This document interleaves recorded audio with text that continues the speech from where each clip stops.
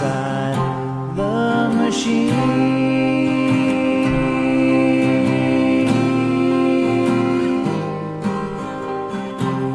Is it already over?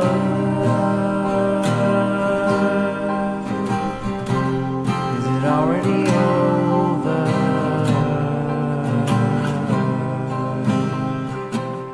I don't think it's over.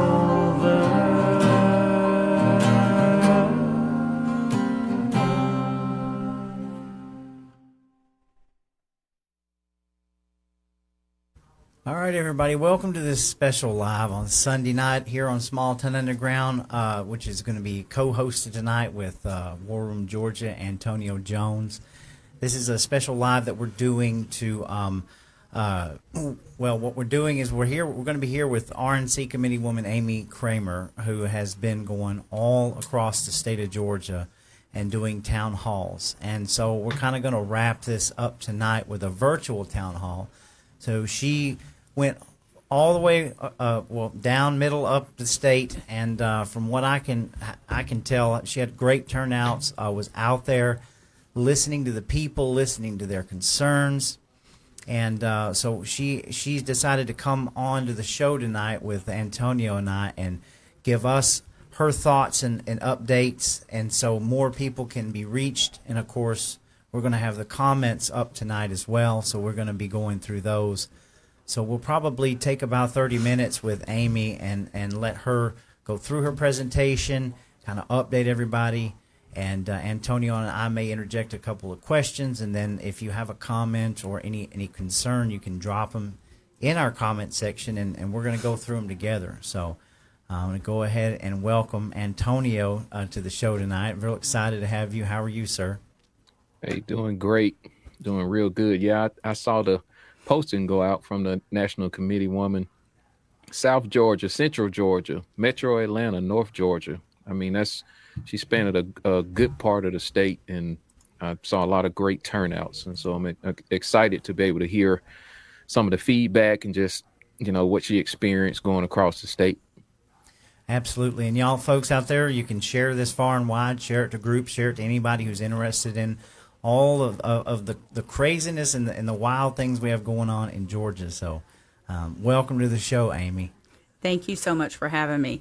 Yeah, it's been a long week, and I've been on the road, and this will wrap it up tonight. We start the RNC summer meeting here in Atlanta on Tuesday, and so I'm excited about that meeting, but I was elected to represent people at the RNC, and so I have a constituency, and when I ran, I promised that I would be their voice, and this is our first real business meeting since President Trump was elected. The winter meeting we had in January was more of a celebratory. It was more of a celebratory time, a ceremonial meeting, and then we went into the inauguration, and so there wasn't any real business conducted there. And we're going to have business conducted at this meeting this week in Atlanta. It's the first time the RNC's ever held a meeting in Atlanta. Wow. Why in August? I don't know. It's hotter than hell, but it's going to be great. It's going to be really good. I'm looking forward to it. But I wanted to hear from my constituents before this meeting, because how can I represent them if I don't know what they're thinking, what their concerns are? And look, I mean, Zoom would have been easiest, right? I mean, I could have probably done one Zoom and been done with it. But there's something about the human interaction and that human touch and human element of it. And I feel like since COVID, everything has become so distant, and we do so much electronically. And so it meant enough to me to get in my car and to drive to South Georgia and to Middle Georgia. And then we did Metro Atlanta and then Blue Ridge on Thursday night. And then up here, which, oh my gosh, it's beautiful country up here. Mm-hmm. I mean, so gorgeous driving up here. I love it. Have to come back for the camp out in October. I know, right? And my husband's like, oh my gosh, these roads are awesome. Oh, yeah. So that's why I'm here. I want to give everybody an update on what is going on with the RNC, but then I want to hear from them too, so that I know what their concerns and issues are going into this meeting. Right. Okay. Good deal. Well, Antonio, if you have anything to add, you go ahead, and then we're just kind of going to let you run with it and just give us your update. So go ahead, Antonio. Well, I'm excited to hear what people's concerns were, across the state. And like again in the opening, I'm glad that you done that. So let me ask a question. So has there been any actions from just the Georgia GOP and or the leadership post convention? Because I personally hadn't really saw much, so I just want to ask that officially. There's not. I mean, we've had, I believe, one executive committee meeting since the convention, and we have another executive committee meeting coming up, I think, on the 28th, the late afternoon of the 28th, I believe. And I think Josh just put out an email requesting for people, if they're interested in serving on any committees, to send in their political resume for those committees. And I think that's about it. I mean, I'm trying to think if I'm missing anything, but I don't think that I am. I think that's pretty much all that has transpired since the convention.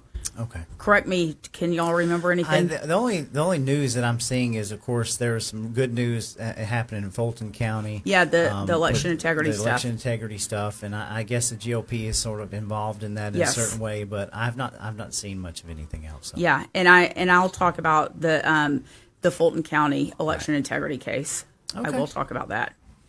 All right. Well, I guess what we're going to do is give you the floor. And thank you guys. We want you to start your town hall. And folks, like I said, if you have questions, concerns, comments, we are going to go through as many as possible. We already have about 100 people in here already, so I expect there will be quite a bit. So we're going to try to get them all. So take it away. So what I'm going to do is I'm going to walk it through chronologically, and then after we wrap up, if we'll go to questions, whatever. I'm sure I'm going to forget something. So, but we'll start with I was elected in May of last year, and I actually became the committee woman when the national convention ended last year in Milwaukee.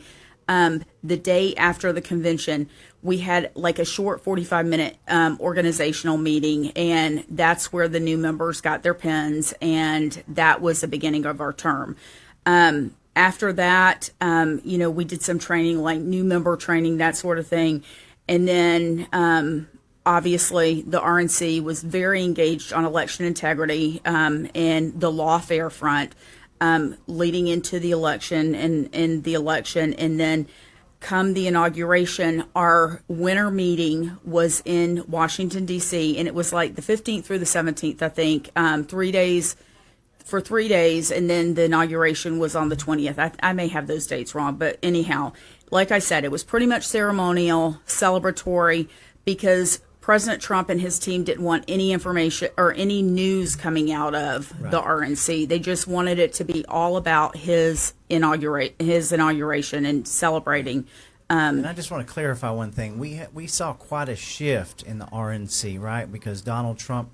They seemed like I can remember they kind of went into the RNC and cleaned out a lot of people and kind of changed the structure a little bit. Am I wrong about that? Or no, not? so when I was pinned, when we began our new term, there were 47 new members. Wow. And that is unprecedented. Mm-hmm. There's never been that many new members before ever in history. That's amazing. So it is amazing. And these people are predominantly MAGA, America First, Trump supporters. And there's a lot of grassroots people. A lot of these people I've worked with in years past in the Tea Party movement. If anybody knows anything about my past, I'm one of the founders of the modern day Tea Party movement. So 47 new members. Now, since then, we've gotten even more new members, and for two reasons. One, the national committee men and committee woman, their terms are for 4 years. The chairs their terms vary. I think it's probably 2 years is most common, I think, with all the state parties across the country. So you have chairs turnover much more frequently than committeemen and committee women do. Okay. But President Trump has appointed, like Harmeet Dillon, who was the national committee woman from California. She's been appointed to Assistant Attorney General for Civil Rights at the DOJ. Christine Toretti has been appointed as ambassador to Sweden. Sigal Chada, who is National Committee Woman for Nevada, she's been appointed as U.S. Attorney in Nevada. So there's a number of people that have left the RNC or in the process of leaving if they have made it through the confirmation process. I mean, and that's another issue is, the Senate dragging the confirmation process. What we're seeing now, yeah. But, right. So anyhow, there are new people coming in to replace them. If they haven't already been replaced, people will be coming in to replace them. So it is a whole new, group of people. And for example, Colorado and Oklahoma just elected two chairs, both grassroots. Britta Horn, who is the Colorado chair, she is 100% grassroots. I worked with her back in the Tea Party back in the day. Charity Lynch, she was the committee woman for Oklahoma, huge grassroots activist, and she is now the chair of the Oklahoma GOP. Okay. So there's turnover, right. But I think the common thread with all of the new members, the majority of them, are that they are MAGA Trump supporters, and I mean, they want the RNC to work to represent the people. Absolutely. That's what it's all about, right? Yes, absolutely. So after winter meeting, like I said, it was ceremonial. We had the inauguration. We came home. I can't remember. I mean, nothing of significance, maybe a couple trainings. And then we did a spring training down at Trump Doral in May of this year. And that was really good. It was two or 3 days of the 168. There's 168. So if you ever hear the, number 168, what they're referring to is the RNC committee. There's 3 people from each state and territory. So the 50 states and 6 territories, and it's National Committee Man, National Committee Woman, and the chair. Okay. So those are the 168. And so this training down at Trump Doral was sitting in a huge ballroom, and it's classroom style, where everybody is, the delegations are seated together, and they went over, the resources RNC has, the data. We spend an enormous amount of money on data. I mean, and I'm talking data, coast to coast. Mm-hmm. The White House Political came in. They did a presentation talking about how Trump won, talking about the seats that are up this time, what seats they're, concerned about, and so on and so forth. I can tell you this, that the White House is laser focused on midterms. Winning the midterms that is what is on everybody's mind. Yes. Because we do not want to go back to what happened in 2018 when in 16 millions of people turned out to vote for President Trump. A lot of people brand new, never voted, never been involved in politics. And then come midterms, they didn't show up and vote. And what happened? We lost the House. And then the impeachment started and it all went to hell in a handbasket. Mm-hmm. I mean, the truth of the matter is they were creating hell for the president before he ever even got into office. So, but we don't want that to happen. So, and the purpose of the RNC is to win races. I mean, it's to win elections. So, so that was a very good training, seeing all the resources and things available that the RNC has, that they're willing to come and do trainings. They're willing to help build websites. I mean, there's a lot of resources that the RNC has, which honestly, I was not even aware of. And I think a lot of people don't know. But the strength is in our county parties. I mean, the RNC is there to obviously support the state parties, but also the county parties. I mean, the strength of the party is in the county parties. And for example, on Monday night, tomorrow night, the RNC will be doing a county party training in Buckhead the day before the summer meeting starts. So it was a great training. But I sat down and I said how this training came to be tomorrow night was I sat down with State Party Strategies when that training was over at Trump Doral, and I said, I know you guys have probably never done anything like this before, but what I would like you to do is the grassroots is just, deflated in the state of Georgia, and it would be great if the RNC could come in and do a grassroots boot camp training, like the day, leading into the RNC summer meeting, since people are going to be here, because they announced the summer meeting at Trump Doral. Okay. They loved the idea, said, let me run it up the chain. And, they came back and said, yeah, it's a great idea. Let's do it. Well, time is, there wasn't much time, whatnot. So it's not a full day of grassroots boot camp, but they are doing this training tomorrow night. And I'm going to continue to push for that full day of grassroots boot camp, because I do think we need it. And but what they're doing tomorrow night is a good start, and I'm happy to see them in here doing that. And I mean, when I talked to them about it, I'm all about grassroots, and let's get you in here and the RNC show that, the resources that we do have, and that you're willing to invest in the movement and to, give people a seat at the table, so to speak. And so that's how the training came to be tomorrow night. And I expect it'll be a good training. I'll report back on that, but I plan to be there, and I know a lot of people are excited about it, so I think it should be good. After that, we did 2 weeks ago, or maybe it was 3 weeks ago now, maybe 2 weeks ago. I can't remember, y'all. But the days are, because I'm trying to work in between all this. I spent a week I was in Lexington, Kentucky, then a week in D.C., then a week on the road here. So, 2 weeks ago, we did it's called a fly-in. That's what they call it, is a Southern region fly-in. And so the RNC is divided into different regions, and we're in the Southern region. There are 14 states in our region. And so this training was different in what we had done at Trump Doral in May. This training was just the 14 states. It was national committee men, committee women, the chair, and then executive director, and maybe, some other staffers. But so it was a much smaller group. So it was it was much more intimate. It, instead of having a huge ballroom, classroom size, or, classroom style with everybody, just lined up, and the people at the front presenting, this was more interactive, where we communicated with each other. We, put ideas off each other to see what's working in your state, and so on and so forth. It was really good. And it was my first fly-in, but a lot of people that have done fly-ins before said that it's the best training they've ever done. So the RNC got a lot of good feedback about that.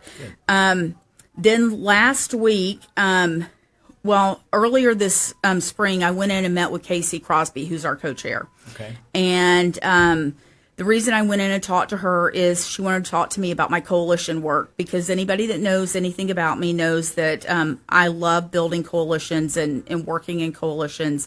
And so she wanted to talk about my coalition work. Well, the RNC has never done coalition building. They've never done coalition building. They've never set up coalitions. Now, President Trump did coalitions back in 2020 when he did his, Women for Trump, Blacks for Trump, Hispanics for Trump. All the different, groups he did. Yeah. But the RNC's never done anything like that. And I think a lot of the grassroots have a negative connotation when it comes to coalitions because of our Georgia situation. Well, we got to change that. Anyway, I had a great conversation with Casey. It's something that they've been working on, and it was announced last week that the RNC has started a women's coalition, and it's called WIN, W-I-N, and it's Women Increasing Numbers, because we know when women get involved, we do increase the numbers and we win. And the Democrats think that they have the corner, the market cornered on women, and that every woman has to be anti-Trump. How could you vote for that orange man? Please give me a break, because my family is safe, because, I can provide food and put a roof over our heads and all the things that every American cares about. So yes, we announced the women, the WIN program, which is a women's coalition, and we are launching it, so to speak, in Virginia and New Jersey. Now, the reason it's in Virginia and New Jersey is because in November of this year, there are two very important, they're the two big races that the RNC is focused on this year, and it's the gubernatorial race in New Jersey with Jack Ciattarelli running, and then in Virginia, the gubernatorial race with Winsome Sears. Okay. And so that's where they're really kicking off. Right. Yes, that's where they're laser focused. That's where they're kicking off. The WIN program, Casey's been up there to launch it. I believe in both of those states. I know in New Jersey, and then I believe she's been in Virginia too. If not, she will be soon, I'm sure. But that is what the RNC is focused on this cycle, is those two races. Now, the other thing that so then we have this summer meeting coming up, and the other thing that two other things I want to report on. So I was put on the grassroots advisory committee. I was told, I have to laugh about this because if you're not laughing, you're dying. Mm-hmm. But so a couple of us, I guess it was maybe last fall, the end of the year, maybe it was even the beginning of this year. The chairman sent out an email. Michael Watley sent out an email talking about the committees that were going to be available and wanted to know if we were interested in it. And it was grassroots, election integrity, and faith. Okay. And I think those are the only three. So I responded that I would like to be on election integrity and grassroots. Well, a couple of months go by, and I think it was a couple of months, maybe it was 6 weeks, I don't know, but it was a period of time. Everybody's asking each other, have you heard anything about the committees? Have you heard anything about the committees? No, nobody's heard anything. So I asked another state chair, have you heard anything about the committees? And he said, no, why? Have you not heard anything? And I said, no, I haven't. He said, well, I hate to tell you. He said, I'm going to be honest with you, but you're not getting on a committee. And I said, oh, I'm not. And he said, no. And I said, specifically. Well, and I said, well, that's okay. That doesn't surprise me at all. He said, I overheard at a meeting that you're not getting on a committee because you're a troublemaker. Oh my God. And so I just laughed because, I mean, what else are you going to do? I mean, of course I'm a troublemaker. Of course that's, and he proceeds to tell me that another committee woman is also a troublemaker. And so I just chalked it up and was like, whatever, no hard feelings here. I'm here for 4 years. A lot can change. I'm not going to get my panties, in a twist over committee work. Look, I mean, I'm here to serve the people, whether it's on a committee or not on a committee. It's okay. Titles and committees are not the bane of my existence. Sure. So, but come a couple of weeks later, I was appointed to grassroots committee. Okay. Now the reason I was not, and I just had this conversation with somebody in leadership, just in Lexington, Kentucky, about why I did not get election integrity, because I was at the front of the Stop the Steal movement. I mean, I've been at the front of this election integrity movement, more so than a lot of people. And so I was told that it's because election integrity committee has two people from each state. In our state, it's Josh McCoon and Jason Thompson. So therefore, I'm not on the election integrity committee. Okay. Was Jason and Josh a part of the fly-in that went on up in Kentucky? Did they go? Jason and Josh were not there. No, Justin Rice was there, but Jason and Josh were not there. Oh. So, boy, oh boy. Okay. But I was there, and it was really good. And look, I don't know why they weren't there. I have no idea. But with that being said, talking about election integrity, the thing that the RNC has done that significantly, set themselves, apart and, changed the way that the RNC operated was their election integrity project in 24. They were out there firing on all cylinders. That's what President Trump wanted Chairman Watley when he brought Chairman Watley and Laura Trump on board. He wanted to focus on the election integrity piece of it and the legal aspect of it, because we know how the Democrats have used, lawfare to, really win elections. So they went all in. And I will say that in 2024, we had 230,000 volunteers volunteering for the election integrity program. We had 6,500 attorneys from coast to coast. Wow. positioned in these states to help with, any legal issues that came up. 157 lawsuits to protect the ballot and the vote. Wow. Now, I say that to say that, after the election was over, most people think probably that their election integrity efforts ended when the election was over. They got real lax with it. Yeah. Yeah. We know better. They didn't. This is the thing. I'm going to read, just these are headlines from these press releases that we get every time that the RNC, something happens with one of these election integrity cases. Okay. So March 20th, the RNC secures court victory to stop non-citizens from voting in New York.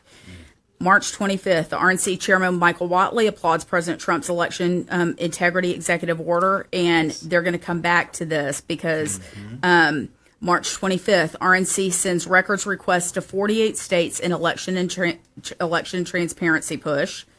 June 3rd, RNC intervenes to defend President Trump's President Trump's executive order on election integrity. So we praised it, and then of course we're intervening because the Dems are lawsuit happy.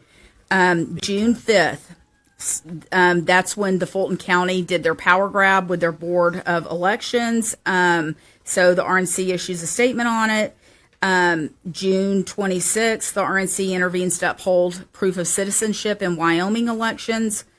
June 30th, RNC sues Arizona to clean up the voter rolls.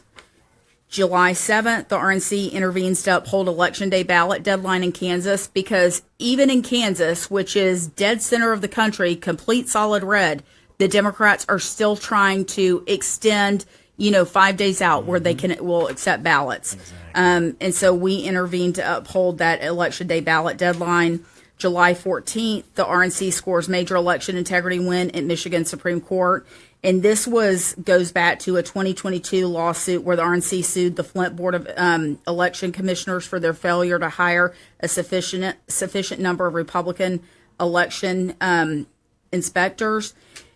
Then July 17th, RNC sues New Jersey for failure to produce records on election integrity and voter rolls. July 18th, the RNC demands Maryland clean up their voter rolls.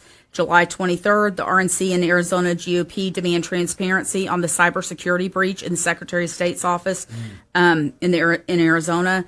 Then August 5th, the RNC secures a court victory to protect mail-in ballots in Texas, and I believe that was a Fifth Circuit Court of Appeals, I believe. And then since then, 2 weeks ago, I believe it was, we had a win in this Fulton County case.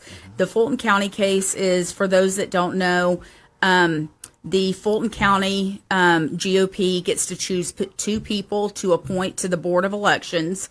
And 2 years ago, they appointed Jason Frazier, and the Board of Commissioners, the Fulton County Board of Commissioners, refused to seat Jason Frazier because he had filed 40,000 voter roll challenges. Right. Trying to clean up the voter rolls, right? And so they refused to seat him. I think there was a lawsuit filed at that time, but they ended up coming to some agreement, and they ended up putting Julie Adams on instead. Julie's been great, but now Julie's term is up, and they have another seat to appoint, so they appointed Jason and Julie Adams again. Well, again, the Board of Commissioners refused to seat him, so the Georgia GOP went to the RNC, got the RNC involved, filed a lawsuit on behalf of the Fulton County GOP. Is it Stephanie Andres? Yes, Stephanie Andres is the Fulton GOP chair. Gotcha. And so 2 weeks ago, we got a win, and then the meeting comes. The judge says, you have to seat them on this board. The meeting comes, and they just pass it over and don't seat them. Right. So Did then they set up for an appeal or something, or and so then they go back. So then the Fulton GOP and the RNC, Georgia GOP, go in and file. Listen. I'm not an attorney. I don't play on TV. I'm getting into the weeds. The bottom line is this is what's happened. The judge came back on Friday afternoon and said, basically, I'm tired of your bull, your, That's BS. It, the political lawfare. Yes, Yeah. seat them. And so they should be seated this coming Wednesday. Yeah. All Jason Frazier does not believe they'll be seated. He believes that because they're spending taxpayer dollars, so it's not their own money, that they're gonna, they'll spend that money willy nilly and fight it every step that they can. And he thinks they'd rather be put in jail. Do we not have a state attorney general that could get involved in Well, this? that was going to be my next question to Amy. Do you believe that the other offices would start taking this stuff more serious if our own party on a state level, take the election integrity serious? I mean, they got to know that we inside of the party have been asking for these things to be taken care of for years. And then we had a state convention where we pulled out clickers and clicked them. And the president was pretty clear on what he wanted. And then there were factions of inside of the party of people saying, well, this would have taken too long. And my question to those people was, hey, if 1,600 people can't do hand-marked, hand-counted paper ballots in a room, then how do we expect the whole country? Why aren't we leading the way on this? Sure. And I just think that it sets a bad presence for the serious of election integrity overall. So I'm not surprised at what happened in Fulton County. So a couple things. I mean, I'm sorry, but I'm just going to say it. I mean, our attorney general's been feckless. I mean, he's been one of the worst. Actually, another attorney general in another state said, you have the worst attorney general in the country. But I will say that this is, in my personal opinion, 2 years ago when they came to an agreement, and I don't know if it was Stephanie Andres, I don't know if it was Josh McCoon as Georgia GOP, I don't know who it was, but whenever they came to an agreement to put Julie Adams on that board instead of Jason Frazier, I think it was a mistake, because what has happened since then, we just had the same exact thing happen in DeKalb County. Yes, that's with right. Oh my gosh, was it Bill? DeKalb? Yeah, it was Bill. Is it Bill Richardson? I think. I can't remember, but wasn't it? They just completely bypassed yet again. Yes, and just they did went the same completely thing around it. Exactly. This is two counties it's happened. in Georgia. But wait, that's not all. It's happened in Jackson County. There's a situation going on in Peach County. So this is what I've done. So, and if you had just dealt with this to begin with, if we had just followed through with it. Because, of course, these counties are going to take advantage of it. Fulton got away with it. Why can't we get away with it? Sure. That's my whole point. Yes. And we're in a Republican-controlled state. Right. All right? And if you just take the R and the D away from it, if the tables were turned, right, and the Republicans were doing this, hell would break loose in the state. But right.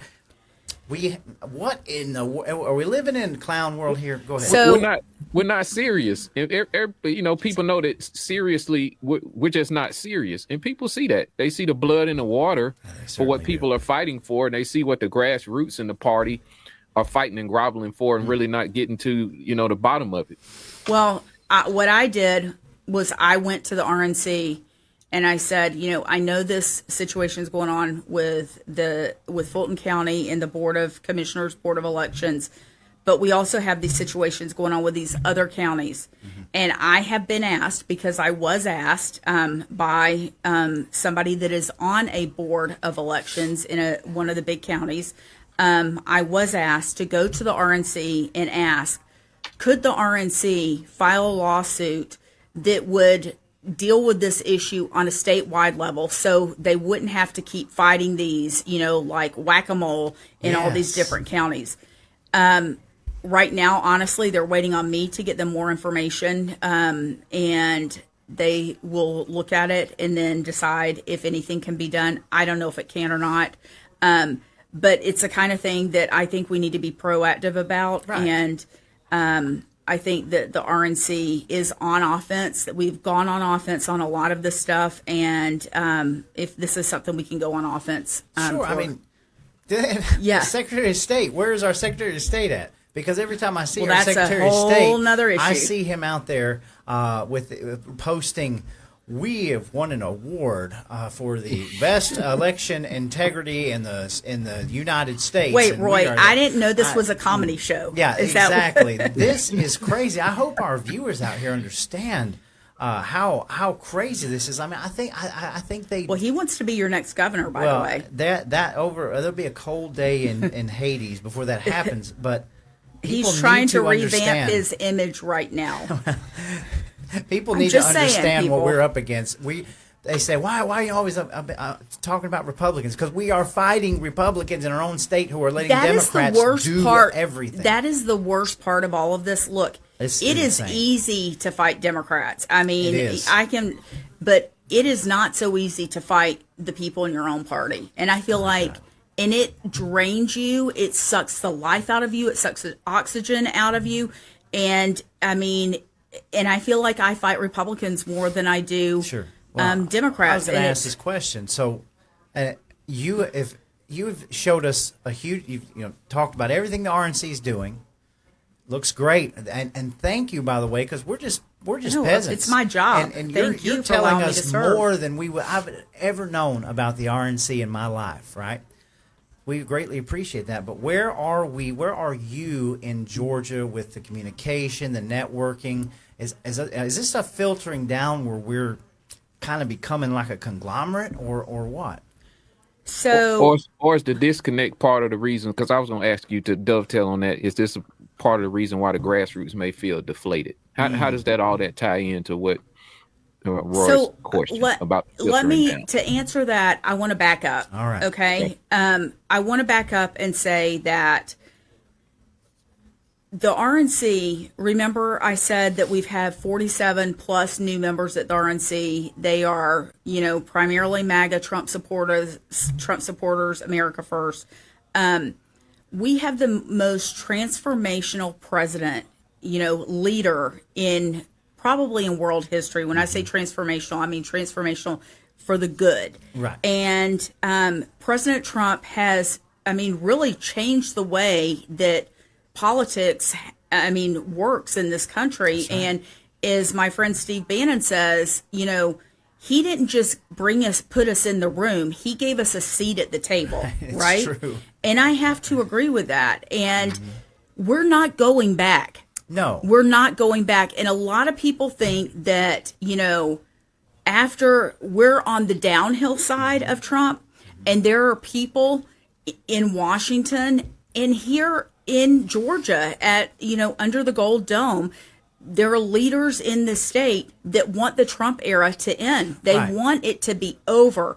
And when I say over, I'm talking about not just Trump gone. They want MAGA gone. Sure. They want us gone. want They us don't out of the ever way. want to see us again. Sure. And it's because they can't control us. They cannot control. That's why they hate President Trump. They can't control President Trump. They can't control these wild children that consider themselves MAGA. Yes. They want it to be over. And the reality is that there are some that want the Trump era to be over because they don't want J.D. Vance to have the wind at his back carrying him forward so that he will be our next president. Because if J.D. becomes our president, MAGA is going to continue to live on, and Absolutely. we're going to have another 8 years of America First. And I don't know about what y'all, destroying but the I business want as that. usual, I mean, know? I want this America First Yes. movement to continue. But there are people waiting in the wings that want politics to return to normal. Exactly. And when I say normal, that's me and you not having a voice.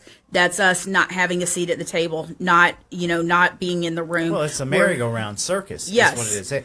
It's to stay in your lane, do your bidding of thy master, Right. and we're going to keep rolling this thing along and building our corporatocracy is what I look at it as. Right. While the people just continue to be looked over. Well, and so with that being said, when I talk about President Trump being, the most transformational leader in history, he's changed the RNC. He's not just changed the dynamics of politics in general, but he's changed the RNC.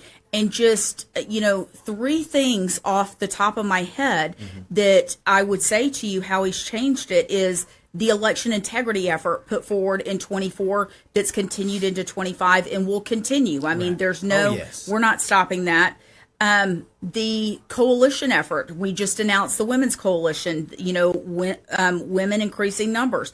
And then back in March of this year, I don't even know if you are aware of this, but back in March of this year, President Trump tapped Vice President Vance to chair the RNC Finance Committee. That's never been done in history. Right. Well, what does that tell you? That tells you that the president is very hands-on. He knows what's going on. He's paying attention. And like I say, when he, like Bannon says, he didn't just put us in the room, he gave us a seat at the table. So this is what I put back to you guys. Do you think that it's President Trump just wants us to have a seat at the table on a national level at the RNC and not have a seat at the table in our state politics and our state parties?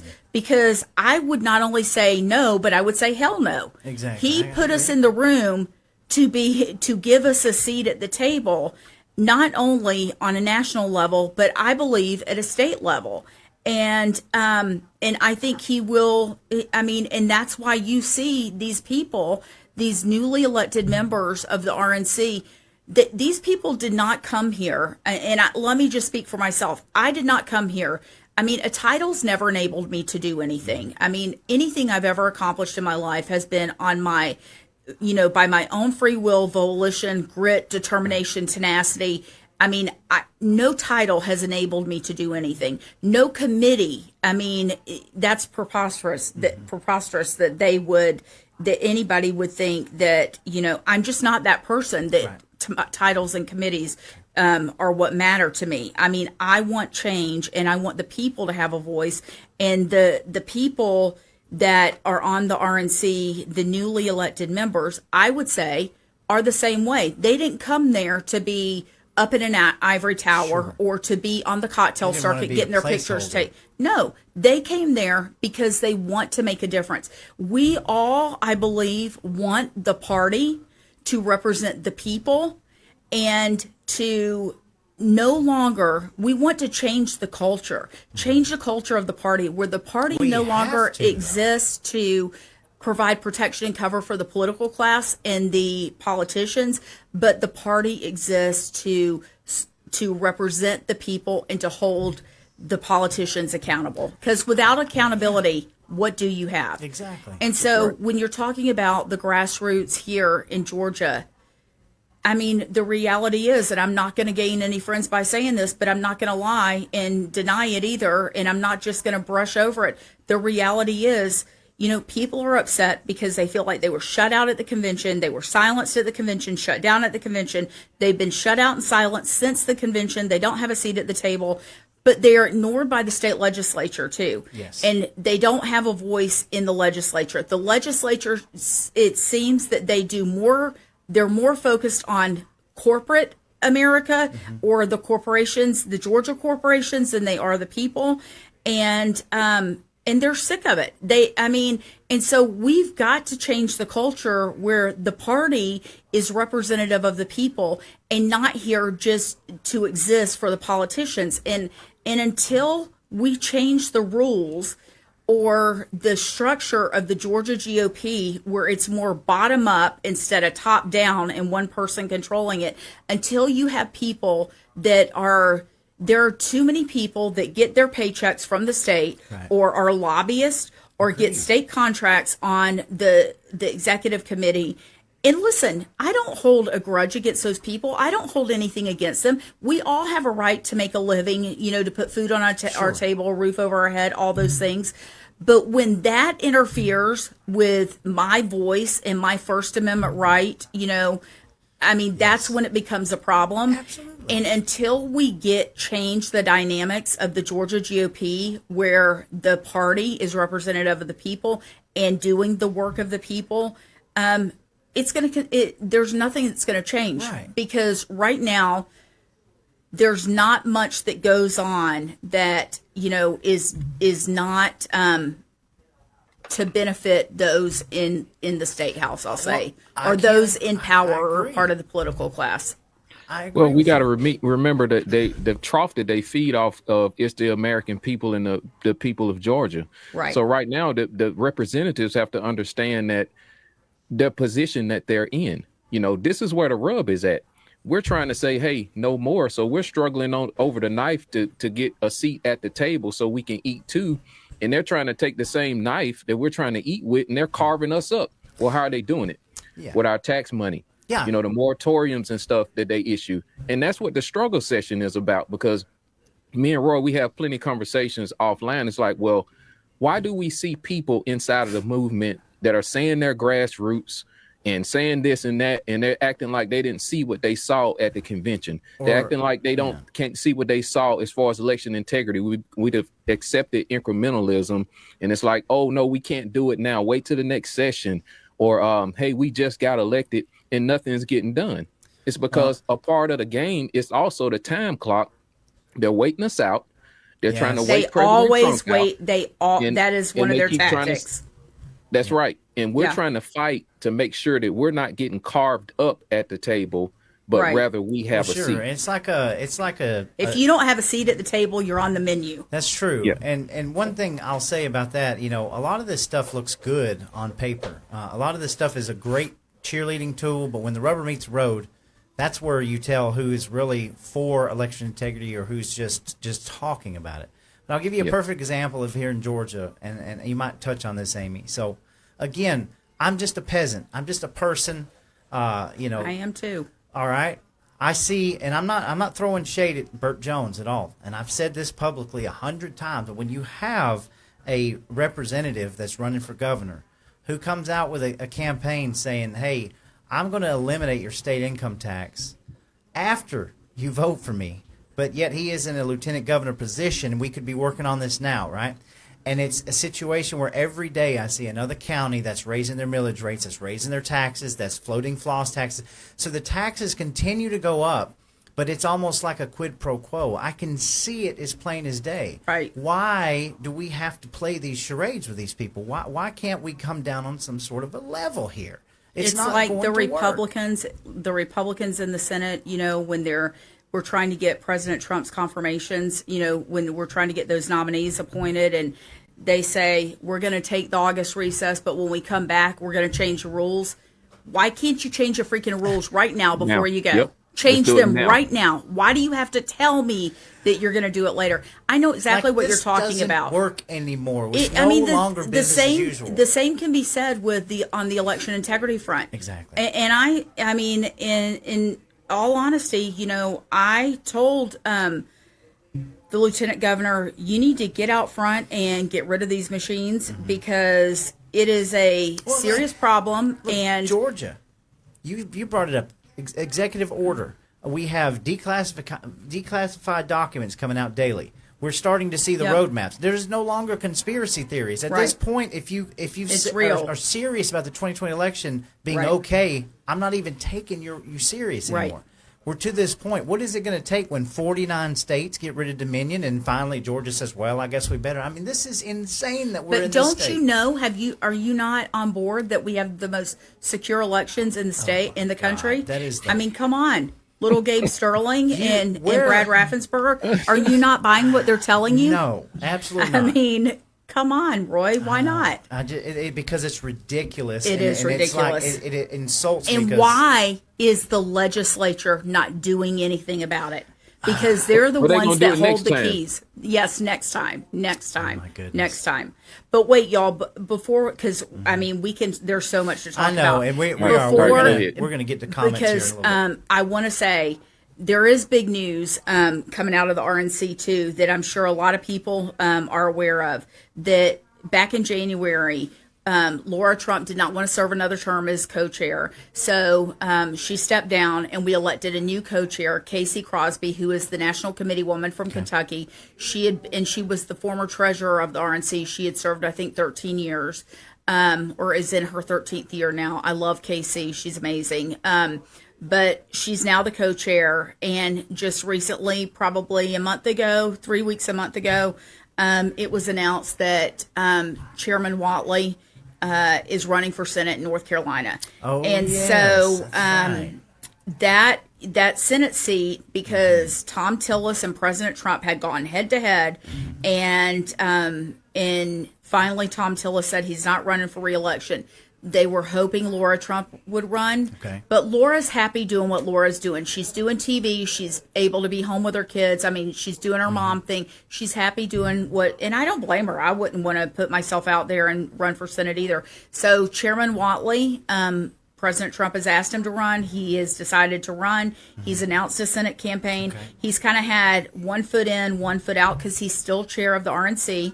But this coming week, he will step down and resign that position. Okay, so it's and we are going to elect a new chair, and that new chair will be Joe Gruters from the state of Florida. Right, and that's who got the endorsement, right, already, I believe? That is who President Trump wants, and that's who President Trump's going to get. I got you.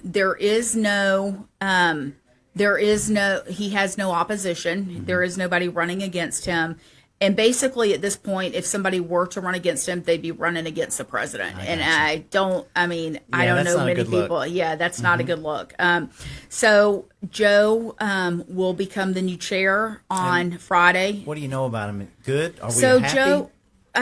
Joe, I'll put it to you this way, because I have gotten a lot of questions about Joe Gruters. He is a state senator in Florida.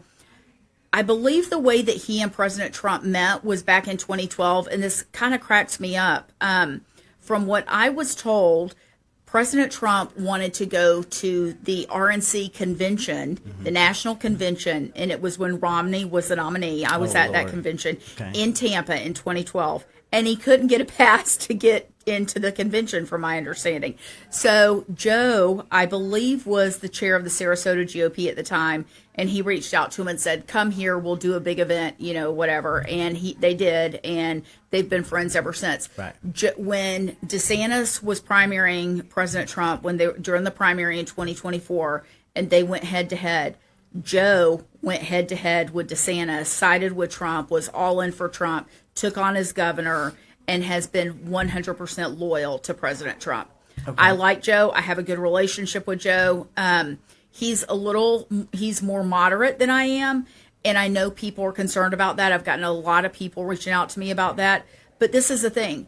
Joe, the number one job of the chair is to raise money. That's what Joe's job will be. That's what Joe will go do, and I think he'll do a good job of that. Joe is not focused on policy or, platform.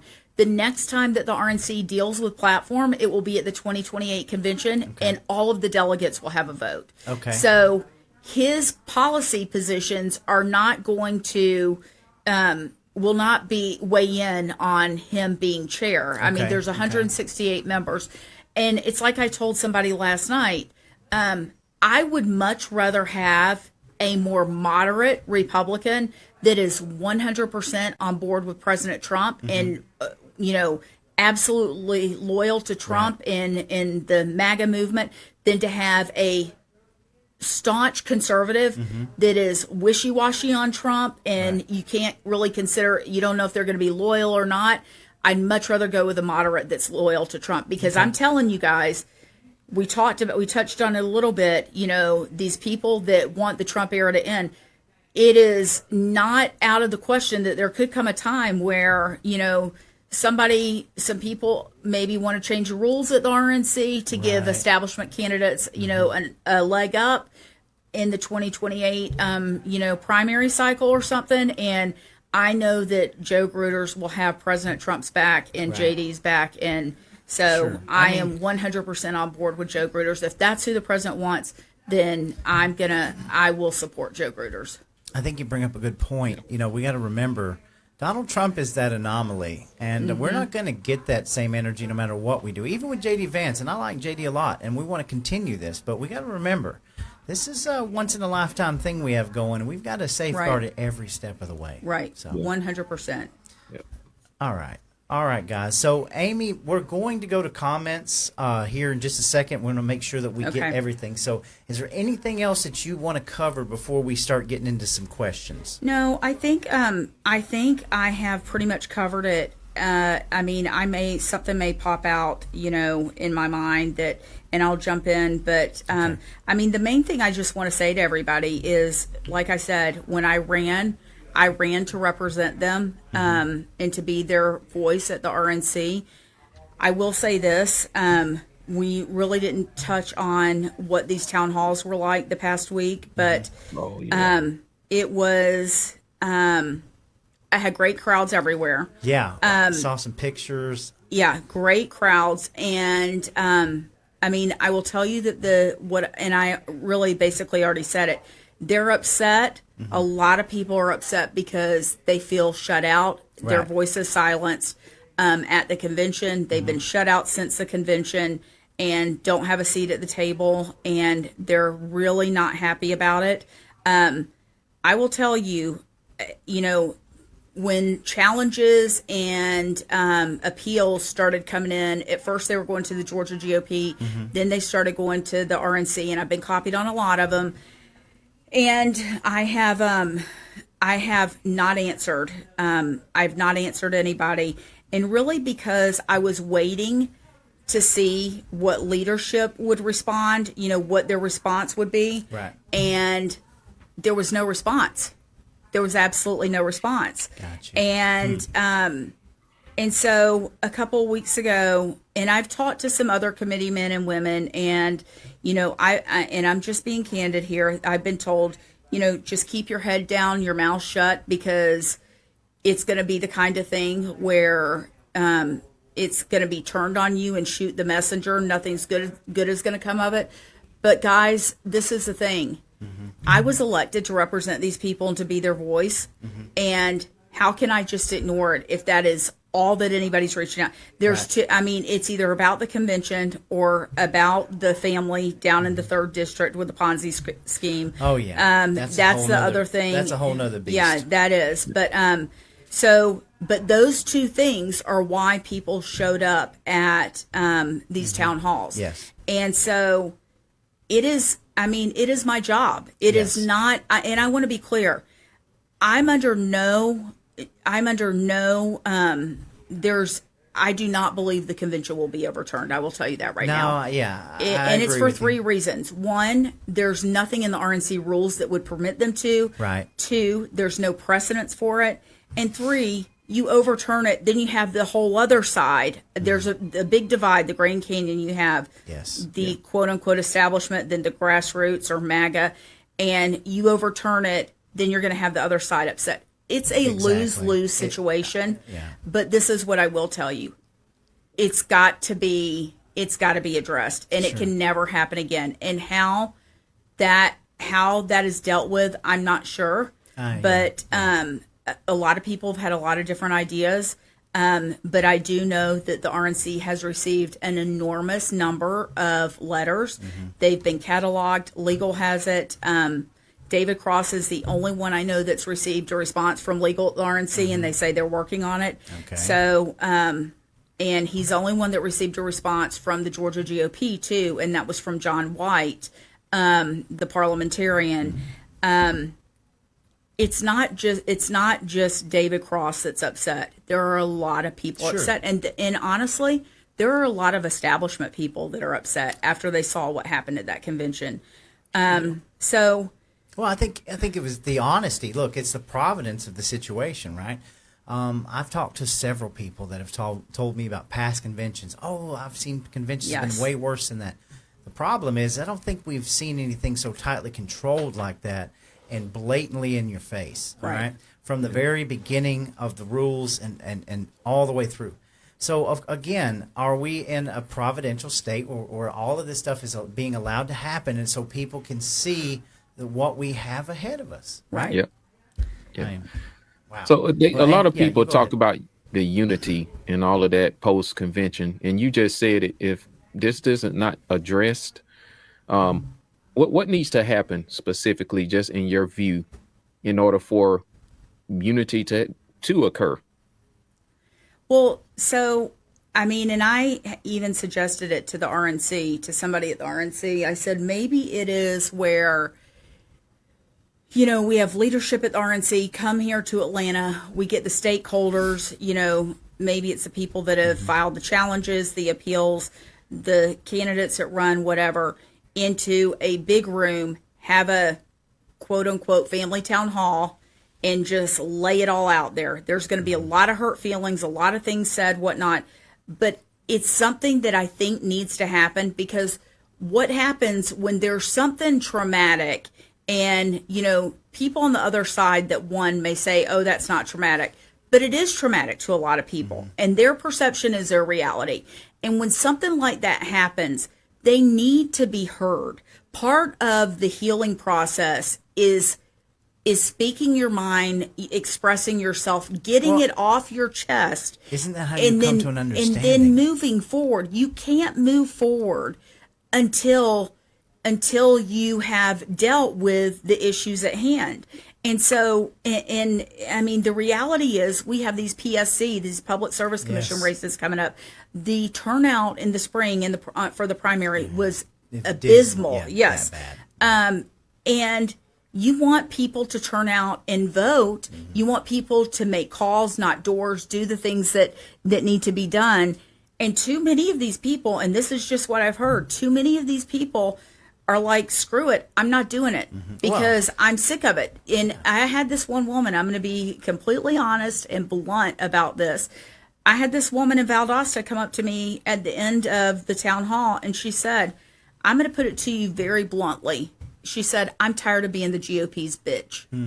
And I mean, it kind of took me aback, because I wasn't expecting that. Right. But I understand where she's coming from. Well, I mean, you've got people like me who, at this point, the GOP seems irrelevant to me. And I've spent years trying to figure this out and move forward at a grassroots base. And now it's just like, I don't even care about it anymore. It's about, this is the thing, it's about mutual respect. It's about that you may not like somebody, you may not agree with them, but if you want this party to be an organization that actually is effective and we can win races, you have to respect each other.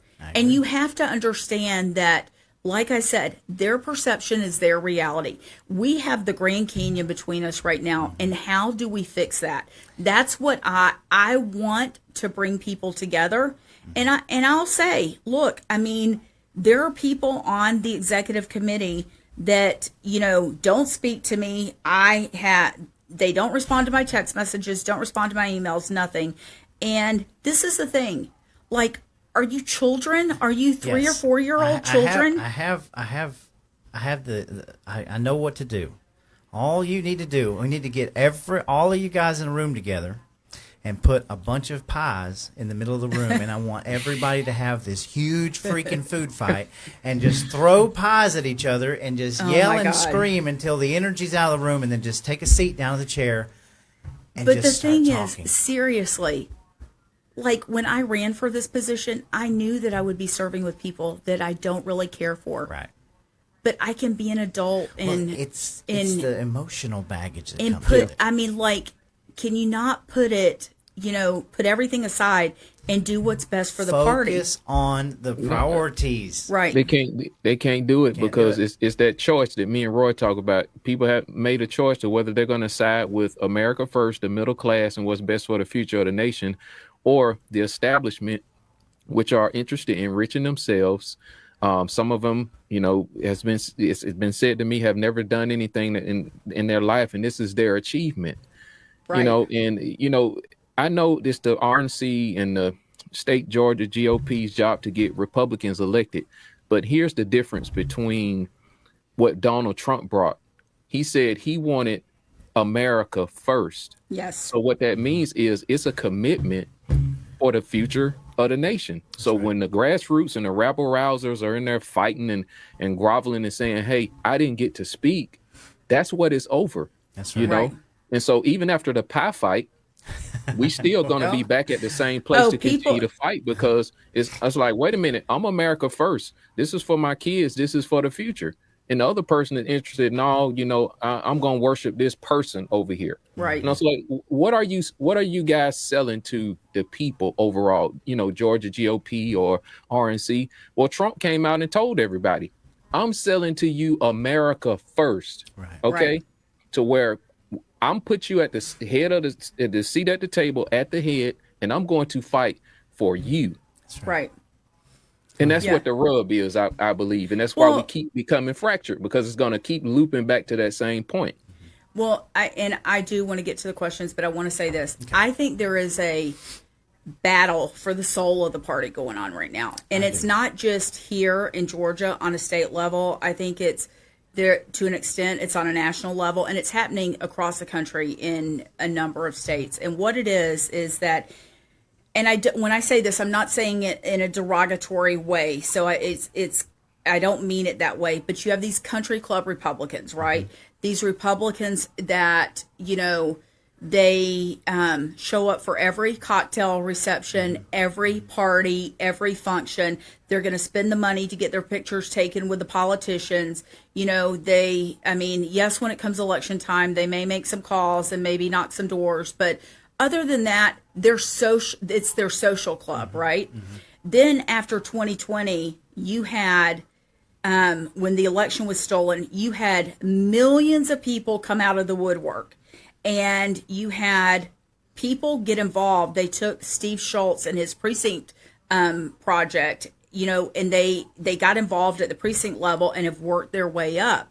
And these are people that don't care about the cocktail receptions, don't care about the parties, right. don't really care about having their picture taken. Right. They want to secure our elections. They want America. Right. Yes. That's and it. They want to get the job done and then go back to their lives. It's not it's like, yeah. You don't want anything? Yeah. Like, you need some money? Are you right. wanting this chair position? No, I want to make this right. So we can batten this down and it's over and everything is right. good. So you can go back to your Jesus. Yes. You just want to make it right, and they want to support our president. And so the problem is that the country club Republicans, these crazy MAGA people that are have come out of the woodwork. They work around the clock, nonstop, 7 days a week, 365 days a year. Best people I've ever met. Absolutely, in my life. But they are relentless. They're tenacious, and they will not give up. And the thing is, they don't want to be part of the country club. No. It's like me. I don't want to be part of their club, because if I wanted to be part of their club, they could control me. Right, but exactly. I don't want to be part of their club. Most of these election integrity activists and these new people that have gotten involved that support President Trump and the America First agenda, they don't want to be part of the club. They just want to make things right, and they want the party to work for them. Yeah.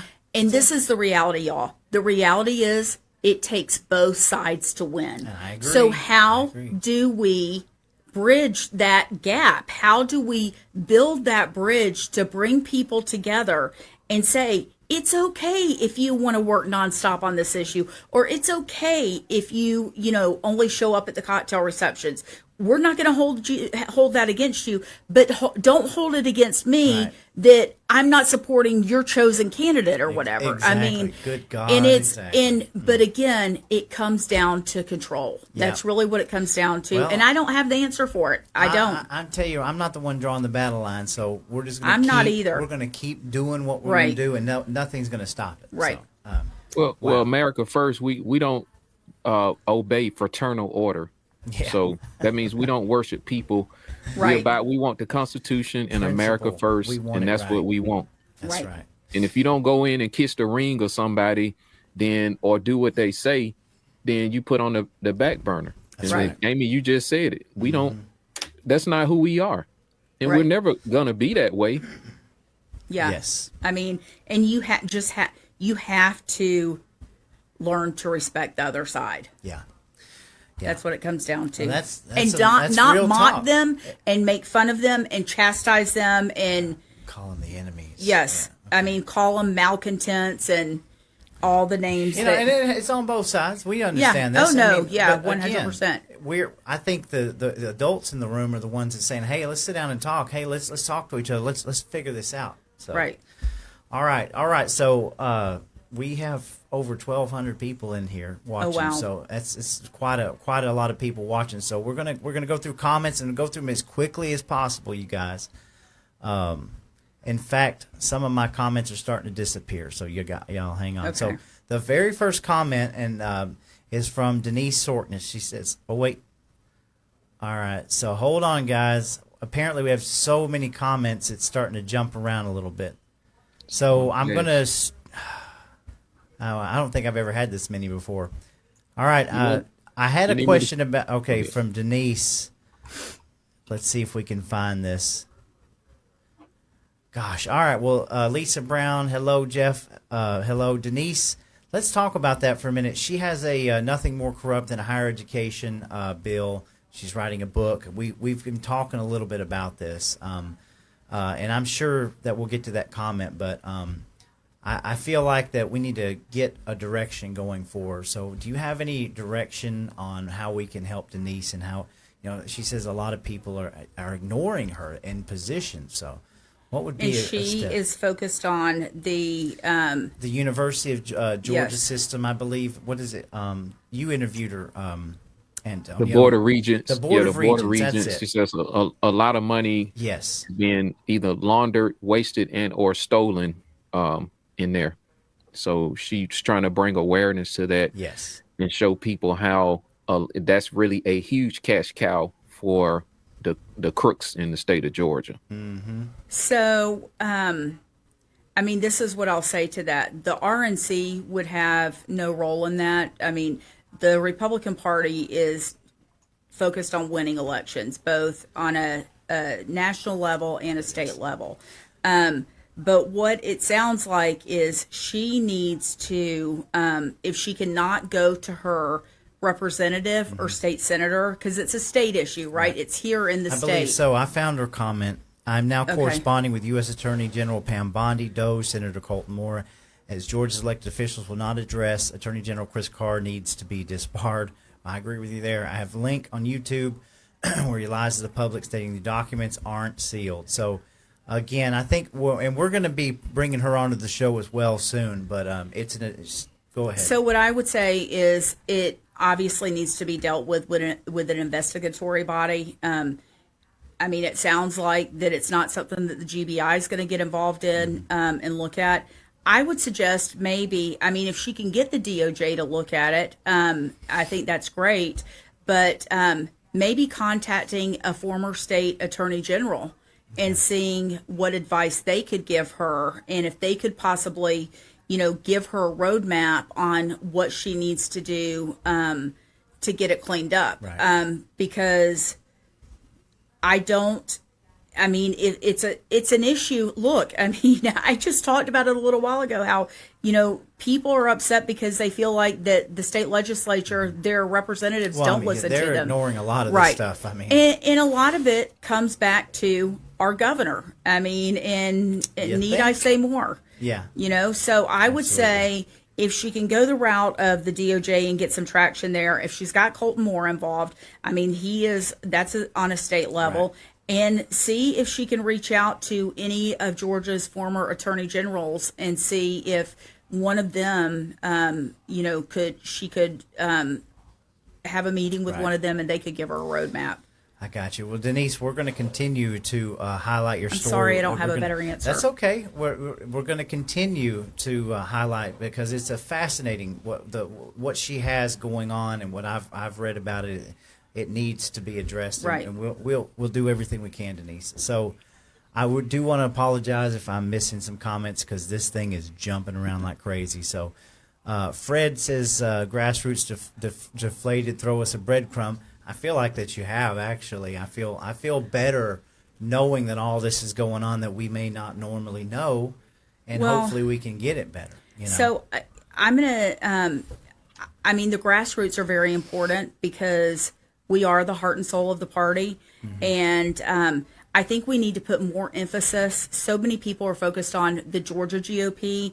We need to put more focus on our county parties, because that's where our strength is. Right. And, even on a district level, if you have a district chair that maybe is not on your side, or you don't work well together, whatever, build bridges with the other counties in your district, right. Those other county chairs, and network that way. And I am going to start doing a once a month grassroots call, because I think it's needed, and I do people too. across the What's state wrong with want to know. communication? Yes, that is one of my biggest issues with the Georgia GOP is the lack of communication. You cannot run an organization without communication. And so I do plan to start a once monthly grassroots call so that people can network together and build on, again, none of us have all the answers, Right. but amongst us, we can come up with most of the Absolutely. answers. You get people Right. buying into it, input. You don't have to be anybody Right. to get on these calls and just communicate with each And I other. want people to feel, that I am here to represent them. I mean, I'm accessible. They can reach out to me. Best way to get me is via text, and text me, email me, and I will do my absolute best to get back with them. I don't want them to feel like that nobody cares and nobody will listen. Okay. All right. And so, again, y'all are leaving a lot of comments, and they're starting to disappear, so I'm going to go through some.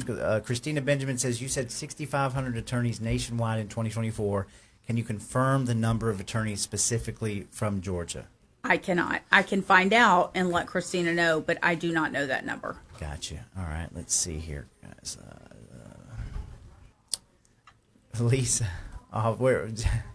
Lisa Pierce says, Jason and Josh on election integrity are like giving the Frost family your 401k. So, hey, well, I'm gonna leave that one there. Like I said, we're trying to keep it proactive. Right. Absolutely. Charles Stoker says, thank God we have Amy Kremer as on the We the People side, and I appreciate everything that you're doing. So, no, I'm honored to serve. Thank you for having me. Eyes Wide Open says, can they demand Georgia clean our voter rolls? McCoon has been blocking that from his first day in. Well, I think that we've had a major. I don't know how issues. McCoon could block that. I was going to say I don't think McCoon has been blocking it, but Yeah. I went to the Blue Ribbon last week. Heard a lot about Eric. Been doing a lot of research on Eric. How it looks like they're cleaning voter rolls, but they're really not. There was a report released today saying that Georgia, after this voter roll clean, actually has 104% of eligible voters. It is a mess. So the voter roll, cleaning the voter rolls, that is a Secretary of State issue. And again, I come back to why is he not doing what he's supposed to do? But more importantly, why is the legislature not holding him accountable? Exactly. Why are we having the Blue these Ribbon people Committee? are feckless. Like, seriously. And I'm not trying to throw the Blue Ribbon Committee under the bus, but it's just like, guys, we're going to nonpartisanly come out and listen to y'all. Right. I'm like, you ain't been listening for 4 years. Well, y'all know Right. the word on the street was no election integrity bills on my desk. That's you know. right. Oh, and This that past session, absolutely, I mean- that was a reality, Antonio. You're absolutely right. Even though there are people amongst us that tried to tell us it wasn't true, it absolutely was true. Of course. Right, yeah, I was told to my face by a particular legislator. Yeah. that- Yes. So Denise Penley Owen says, lock them up. I like that. Let's see here. But let's be real. The reason they don't want to do anything about our elections is because they're benefiting from the situation. there it is. If they were not benefiting, they would fix it real quick. But the reality is, there are people that are in office right now that would not be in office were it not for those machines. We know that is correct. So That's right. that's the reality.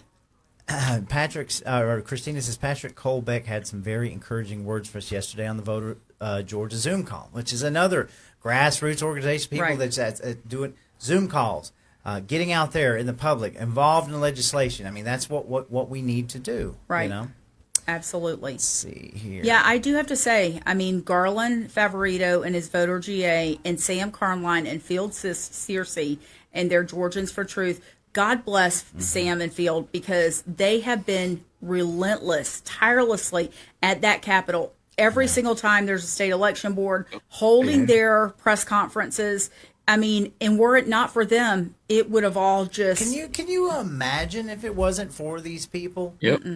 I just can't even And imagine. I want to see the Georgia GOP give more support to them. Oh, God. That's what I would like to Antonio's see. been down there and they laugh and they're like, Yeah. oh, you can't go in here and talk about election integrity. They just Yeah. laugh you out of the room. And I'm like, Yep. Jesus. Yeah. And we had Democrats coming out talking to Antonio because they just happened to be walking by and Yep, listening to some they of these did. people's speeches and going, Man, I They like did. what y'all have to say. Right. I talked to They the, did. They was like, hey, we didn't know all this was going on. Yeah. They were Right. just kind of intrigued by what was going on. And me, the guy that I spoke to, his wife is a Georgia House member, and we actually connected. And I was talking to Roy. I said, well, election integrity is really not a partisan issue. Maybe we'll bring the guy on the show. I'm gonna bring him on War Room. Let's talk to him. So see if he can build out a faction. that's right. Over there are people who just I want mean- to make sure the vote is right. When our own party's ignoring us, well, I mean, I'm going to talk to somebody who's going to listen. I mean, Right. that ought to be a wake-up call. So comments just keep disappearing, y'all. So Christina Benjamin and Denise is here. Thanks. David Cross says 100% too many Republicans like Kemp are really conservative Democrats. And William Blake McMillan had the same comment, Yes. too, and it disappeared. Yes. And Because there was a period, I think, like about 20 years ago, where these Democrats realized in order to win, they had to change the They letter had to next to their change. name. So they did that. absolutely. And now they're not even hiding it. I mean, come Yeah, on. and Oh, you no. have the situation up in Catoosa County with Joanne Hildreth doing the accountability rule, deciding who can be on the ballot. That's right. So that you don't have these weak toast Democrat lights on the ballot running as Republicans, because it damages our brand. Absolutely. And I know that Alex Johnson with GRA, they've tried to get that passed several times for the state, at a state level. Georgia GOP, it hasn't passed yet, but we need to do what we can to protect our brand. Yeah, everybody loves that word accountability. It's like the cool word until you actually Oh, yeah, want so you have to accountability. Right. do it. The rubber Right. meeting the road. Road, yes. So, okay. Denise says it's not over till we say it's over, and I love that. So, and did I say that Lisa Pierce was in here tonight? Way to go, Lisa. Yeah, she is. It's past her bedtime, I think. Yeah. Oh. Debbie Fisher says the vast majority of our elected legislature is loyal to Kemp's anti-MAGA coalition, not the people who elect him. I think that's blatant. It's pretty obvious. Yes, by it now, is right? obvious. 100%. And your daughter is in here keeping up. Oh, Lord. Nice to see you, Kylie. Mm-hmm. Christopher Rayleigh says Amy Kremer is exactly what Georgia needed.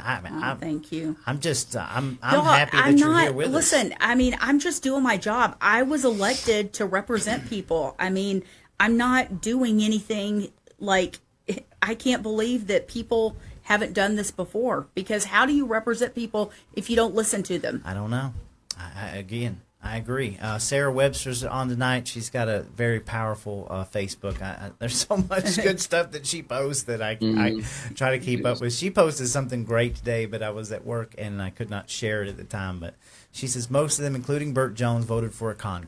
I mean, look, Yeah. we've got some serious issues to face moving into 26, right? So We do. We do. We Because absolutely do. whoever represents us, they have to realize what time we're in.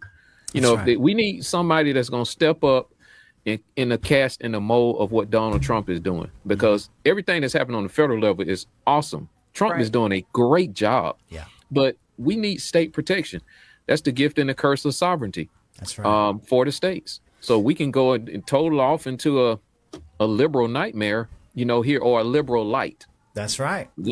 situation. And we don't want that. No, not at all. We're not out here just causing trouble for trouble's sake. We literally Right. just want things fixed and done right. Right. That's it. Yeah. And I would ask the anybody that's running right now, Oh, yes. what's your message? Sell it to us. What's the direction? What's going to tie us together so that we can unite? Because Lisa says this all the time. We're not uniting with people. What's the idea? Mm-hmm. What do we believe? And what are we fighting for right now? Yeah. And people just saying, hey, let's. And I get the thing with the GOP. We have to get Republicans elected. But Trump has taken it a step further with his America First message. And that's where the grassroots, that's what unite us and glue us together. Yeah, and once more, if you look at how effective that we the peasants are, these elected, these candidates need to realize That's a t-shirt, Roy. we're not going anywhere. Like, you're going to have to come down and step down on our level at some point and talk to us, right? Right. Because it's not like we're out here just babbling on about nothing. Like your own president, your own people in the administration is dropping this stuff weekly.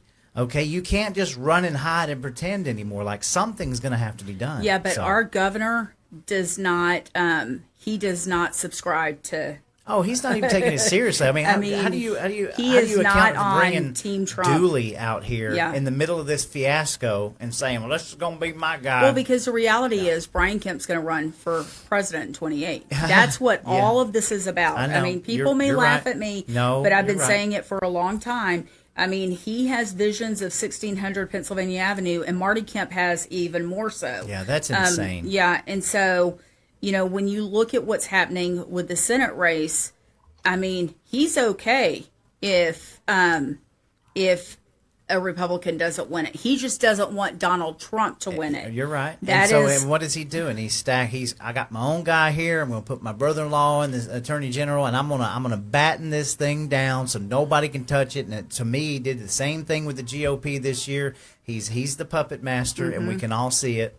Ain't nobody stupid enough to overlook it. I'm really hoping that Trump administration go ahead and blow this thing out from the top, because I think it's all in these machines and stuff. Yeah. And they've played the waiting game with us with the incrementalism of getting rid of these Dominion machines.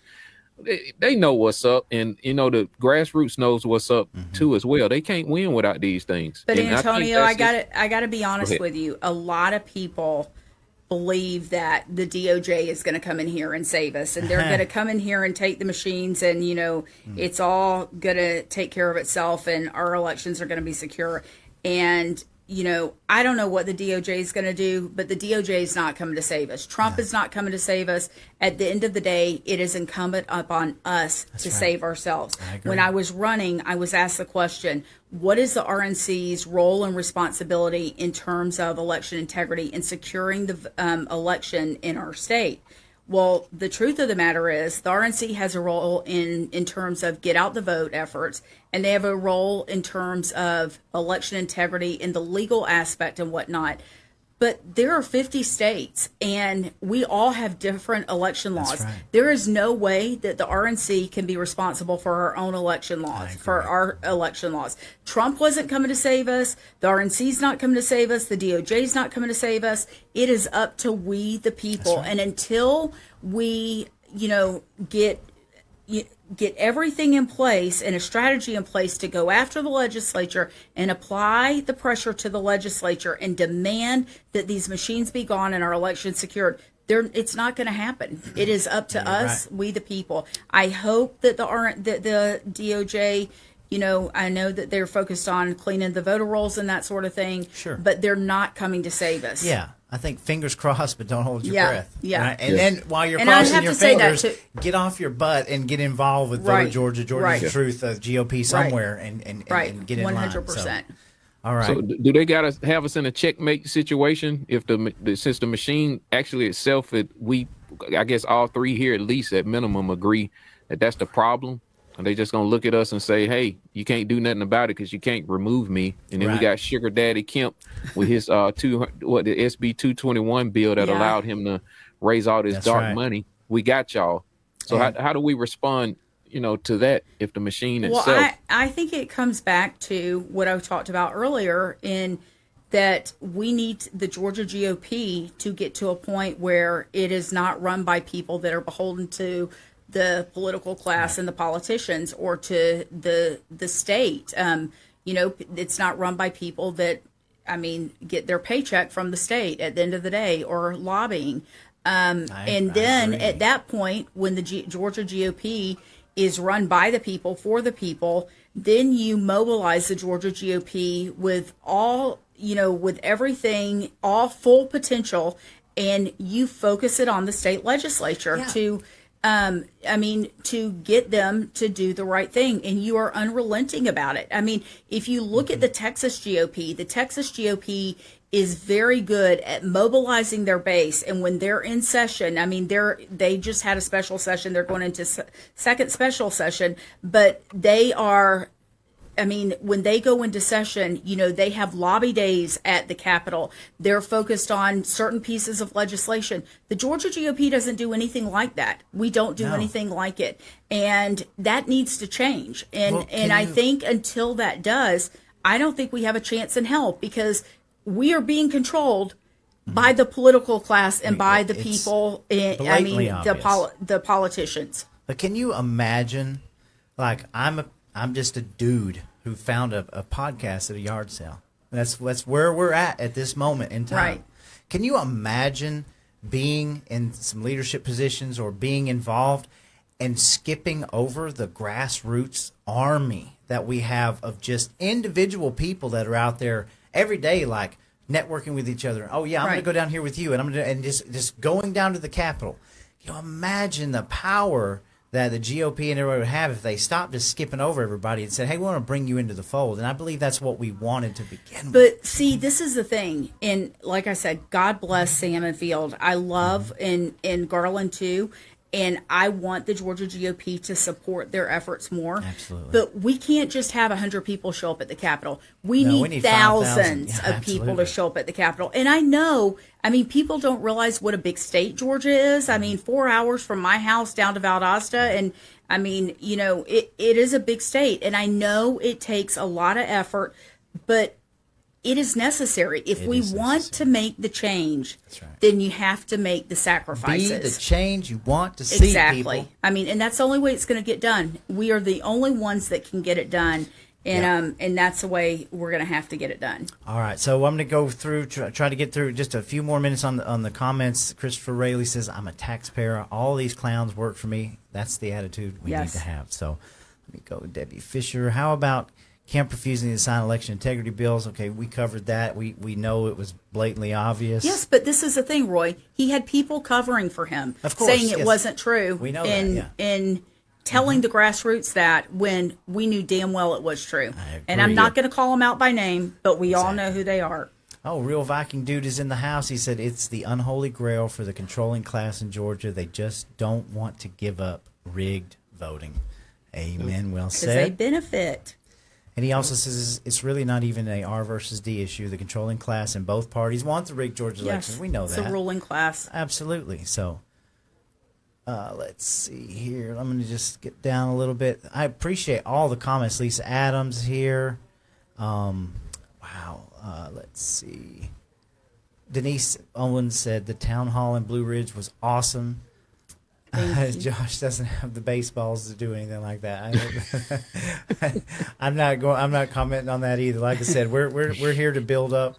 We're here to move forward. This is the thing. If Josh McCoon would call me and say, you know what? Yeah. I want to go with you. Let's go do a listening tour together. I would absolutely do Why it. not? Why would we? I mean, Yeah. look, Yeah. at some point, and I can say this, at some point, the leadership has to meet somewhere in the middle, right? Right. That's all. I mean, Right. It's not like, dear Lord. Listen, You I mean, have to- it's like you have to- it's like you know, children, divorced parents, right? I mean, you come together when it's necessary, and you put that united front, Yeah. and you do what's best for the kids. I mean, right. Yes. there's no reason. If I'm willing to stand up and say, you know, I can swallow my pride, and let's work for the better of the party. Let's do it. All of us come together. Everybody would benefit. The other side would benefit. Our side would benefit, and the state would benefit. I I mean, agree. the I people agree. that are not involved in politics, they would benefit. Yes. And it would be good for everybody. I agree. Yeah. Anna Drabeck says, but we do need to make it known. We know they rigged the convention, so it doesn't keep happening. I think this will be studied for a So while. I That's will. something. Can I just speak to that for just Sure, a minute? absolutely. So I did not know that David Cross, God bless him, David Cross sent out an email telling people to show up at the town halls with letters for Joe Gruters. Okay. And so all of a sudden these people start showing up with all these letters. So I have a stack like this big of letters and all this stuff that was given to me. I will be putting it, I started sorting it yesterday. Okay. I will be putting it in a 3-ring binder, and it will be given to Joe Gruters. Now, Okay. my guess is Joe is going to turn it over to the RNC to go along with Yeah. everything that they've already gotten. But, you know, like I said, He'll at least be made aware, right? Yes. What can we expect, right? Yeah. He's going to walk But- into this, and we know that. and I can't, do, you know. and I do really feel like it has to be addressed. Like you cannot I let agree. this go. No. I mean, we haven't even gotten to the Senate Can I race. ask a question? Yeah. There was a video. There was somebody that was recording that. I was under the impression, or at least told, that they would not release that video of the convention because so many people had a question of how we even voted on that rules package and kind of just skipped right over everything. Right. Do you know of that video and whether we can FOIA request it or The official video. a copy of it where people can look at it, study it? I don't know about. I feel sure that the Georgia GOP will not release the video unless possibly they're sued and forced to release it. But I do think somebody from North Georgia recorded pretty much the whole video. And we've seen clips of it. We've seen clips. And I know who you're did right. it, but I'm not going to say their name. I'm not either. And I think we had some sound issues on some of that as well. At least some of the stuff that I saw. But Yeah. it's just a question I had. I would like to go back and study that because, as you know, as a sergeant at arms, I was kind of put off for over half the convention at this door. And so I'm scarfing down a sandwich whenever they started this thing, and I'm trying to, what in the hell just happened? Right. So, Well, and there again, there's another situation where, stuff could be put to rest, and it ruins the trust. It erodes the trust, and it just makes people even more suspicious. And then you got the questions about, bank transactions and so much other stuff. But I agree. If this stuff is not addressed and people in leadership act like, oh, this never happened, then what are you building? What is the foundation moving forward going to be built on? We have to have transparency. Yeah. We absolutely have to have Agreed. transparency. We expect it from our electeds, whether they're on a state level, county level, or national level. We have to have transparency, and that should be no different than for our party. I agree. And Noreen Cantor says convention was rigged from the date as it was put on the calendar. So, and that her speech was probably something that's going to stick with me for years. My hero. Yes. Let's see here. So she is a tireless fighter. Down. God bless her. She did not back down or give up. Okay. Thank you, Noreen, for your fight. Lisa Adams says, screaming unity while you're punching me in the face with insults is beyond ridiculous. Right. All right. Let's see here. While you're looking through that, I want to say one very important thing I forgot to mention in terms of Senate seat. The RNC the Georgia Senate seat is the #1 offensive Senate seat for the 2026 cycle. The North Carolina seat is the #1 defensive Senate seat because there's a Republican there now, so we're defending and hopefully maintain it. We want to kick Ossoff out and elect a Republican senator. Right. I mean, that's the only thing that is acceptable. So what the RNC is going to do, I mean, the big question is which state is going to see more money spent, Georgia or North Carolina? That's what everybody talks about. But the RNC is coming in here. We are hiring a state director, and people will be happy to know the state director is somebody that lives in Georgia. He's a Georgia boy. He knows the state geographically. He knows most of the players. He knows, where there are these turf battles and who has a problem with who and whatnot. So he's very well connected, and he knows the lay of the land. And we will probably be announcing his hiring in the next couple of weeks. I love this person. Okay. I can't say who it is, but and we are going to build out an infrastructure here in Georgia. And I don't know what it's going to be called yet because it's not Trump Force 47. It's going to have another name, but they are going to build out an infrastructure like they did with Trump Force 47. And that will be to mobilize the people, to give the people something to gather around and to be part of. And my understanding is they're going to do the same thing in North Carolina, I believe. We're also hiring a state election integrity director, and they will be in charge of, making sure that everything's firing on the election integrity front, and we're covering all of our bases and coordinating all that. So the election integrity director will be announced too in the next couple of weeks. Last I heard, they were proactive. Yeah, last I heard, they were doing background checks, and I was like, "Can you please get the state director in here so that people can get busy?" And because idle hands are like the devil's work. That's right.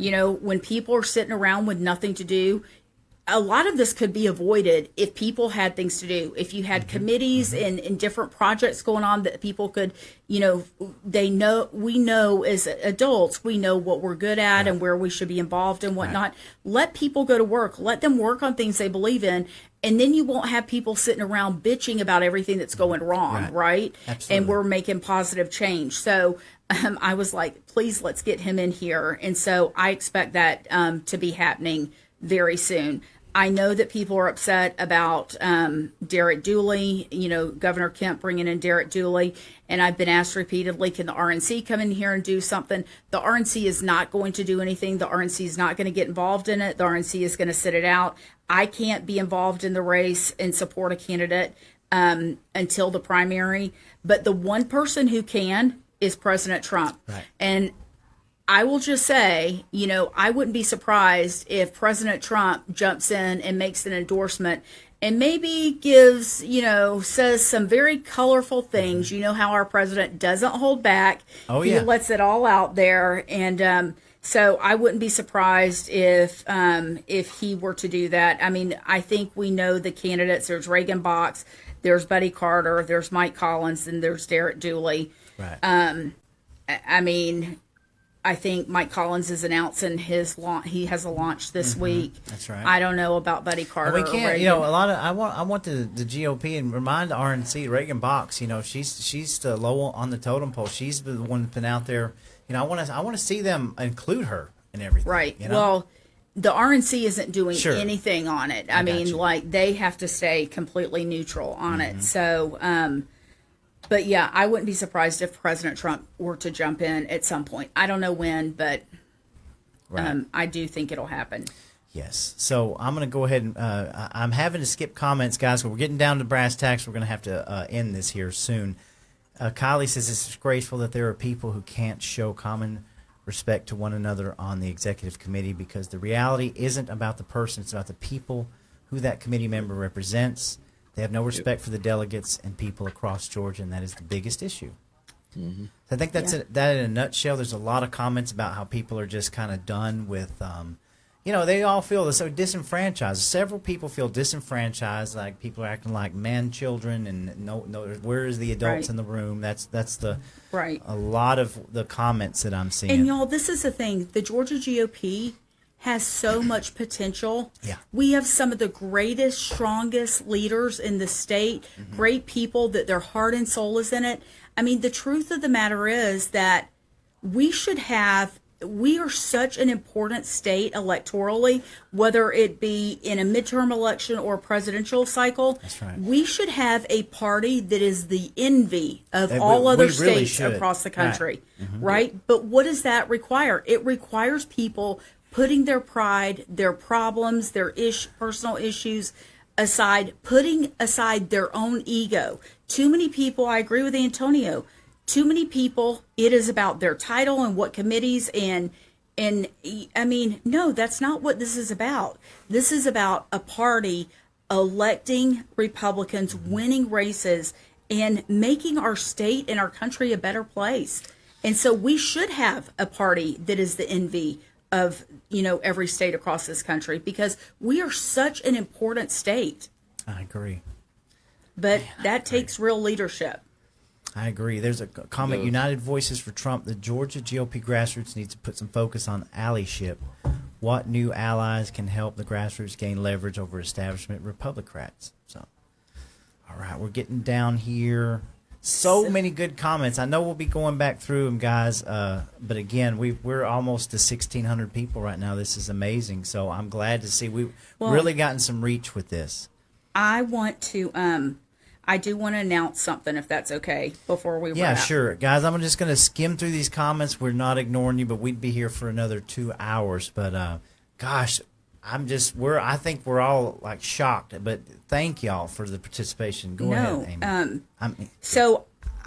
This is something I had talked about doing last year, and I didn't do it simply because I have felt like I've been tiptoeing through the tulips because every time I turn around, somebody's talking about they're going to remove me, they're going to kick me off, I mean, every time I turn around. Of course. And so I just, have decided you know what, I was elected by these people, and I need to do my best representing these people. And if they kick me off, then so be it. I'm going to go down fighting, but I'm going to fight for what I believe in, and I'm going to do what I said I was going to do.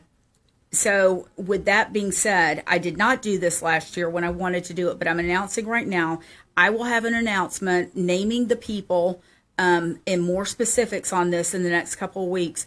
But I am forming an RNC Kitchen Cabinet Advisory Council. Nice. And that will be a advisory council for the RNC committee woman for Georgia.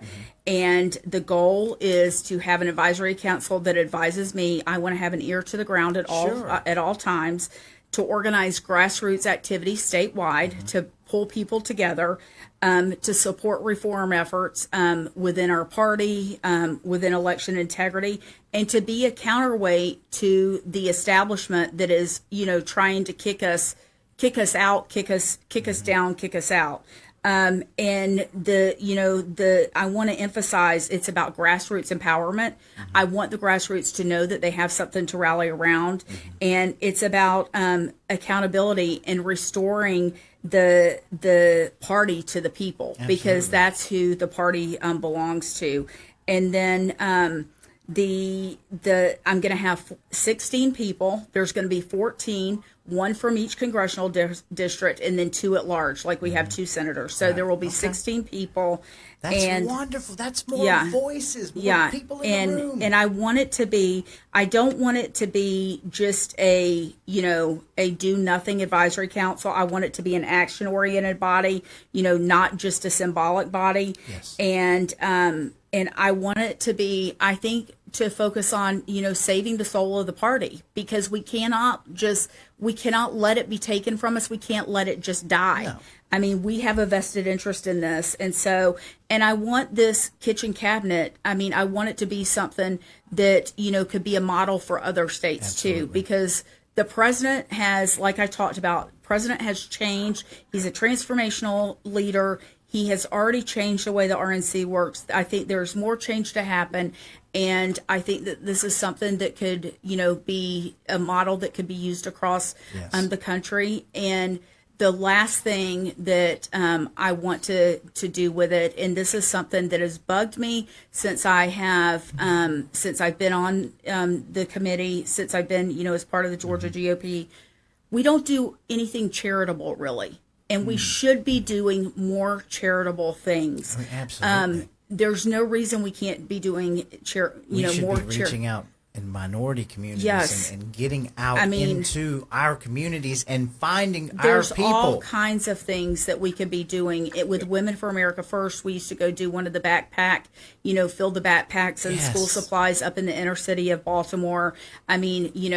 Prom dresses for, we had Angel Rosario talking about this stuff. He is on. He's out there doing it. Why are we not incorporating and these with people? The Trump campaign last cycle, we went down to this food bank in Austell, Georgia, part of Cobb County. Laura Trump and Sage Steele and Tulsi Gabbard and others came, and it was just a great experience. And we need to do more of that stuff. And I don't want it just to be, I live outside of Atlanta. I don't want it just to be Atlanta centric. I want this advisory committee. I want to support each other in these different areas across the country. And so the charitable piece of it is very important to me. And so I will be announcing who those 16 people are in the next few weeks. That's great. I'm looking forward to that, because that is something that I think can pull the grass. It's something that the grassroots can rally around. Right. And listen, we are the heart and soul of the party. The people are the heart and soul of the party. That's right. We're not here. I want to be clear. This is not like a shadow party or anything like this. This is something where amongst all of us, hopefully we can build some bridges and we can pull people in and work together. If we can't work on charitable causes together, then people don't need to be doing this. Yeah. Right. So right. I am excited about that, and I will let y'all know more on that. Okay. So I'm going to end comments here in about 1 minute. Susan Haddad, what a precious person. She's on here. Vera Cruz. I love Susan. So many good people. gosh, Enid, Sarah Webster, Hardy Strawberry Thank you Taylor. all for being here. You got David in here. I'm gonna have to skip over you too, David. Sam Carline. Oh my gosh, Sam! He I said love we need me some thousands Sam. to show up. But I just read a great statement. If you think you are small and insignificant, try sleeping in a tent with a lone mosquito. This hey, is and true. you can try that at the Patriot Camp out in October 4th. So, okay. All right, guys. So we're going to have to, we're already like. And can I just give a quick shout out okay, we're to definitely gonna. my incredible Please. husband who has Oh, my. he has You mean has this driven guy that me you are dragging around this state he has everywhere? driven me all over. I mean, first of all, he is like my rock. I couldn't do anything I do without him. And he is my Absolutely. rock. And he is sitting here over Yep. in this little side room. Been over there now for almost 2 hours. Yeah, he's been there for almost 2 hours. But I mean, he's the love of my life. But he has been driving Miss Amy all week. And I got you. I'm sure he will be glad when I get to that RNC summer telling meeting you. and give himself Yeah, give him a break. Don't feel bad. We're going to cut these comments short because there's so many, but we got to get her back home. She's been out all week. So Oh no, it's okay. but I'm happy. please. Thank you all for being here. Yeah, I love and and- appreciate, and more than anything, thank you for allowing me to serve you. I'm Right, I'm gonna honored go to ahead- serve. Right now, you're going to get the last word. Now you can go ahead, and I'm going to give Antonio it, and then we'll. Yeah, so no, go ahead. I mean, I'm honored to serve. I mean, thank you for choosing me and giving me, the trust and faith in me to put me in this position. And I just want to represent you to the best of my ability and make sure that you have a voice. And so that's what I plan to do at the RNC this coming week. And I will follow up.